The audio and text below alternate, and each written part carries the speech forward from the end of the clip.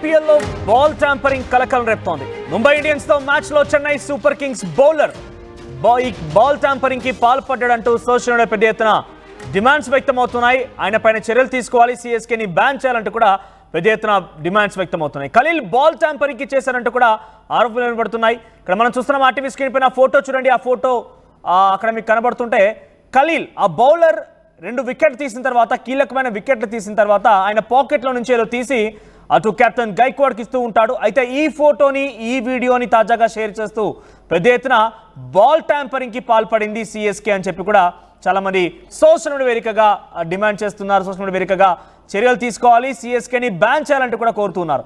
అయితే కెప్టెన్ రుతురాజ్ గైక్వాడ్కి ఖలీల్ ఏమిచ్చాడు, రుతురాజ్కి ఖలీల్ ఏమిచ్చాడనే దానిపైన ప్రస్తుతం సస్పెన్స్ నెలకొంది. సోషల్ మీడియాలో ప్రజెంట్ ఖలీల్ బాల్ ట్యాంపరింగ్ పైన పోస్టులు తెగ వైరల్గా మారాయి.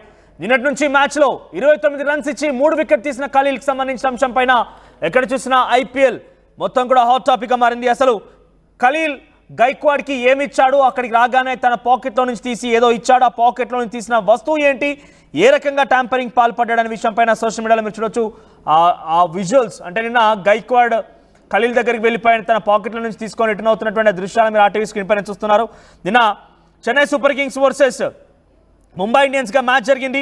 అయితే ఈ మ్యాచ్లో బౌలింగ్ చేసే సమయంలో బౌలర్ జేబులో నుంచి ఏదో తీసి కెప్టెన్కి ఇస్తున్నటువంటి వీడియో నెట్టింట వైరల్గా మారింది.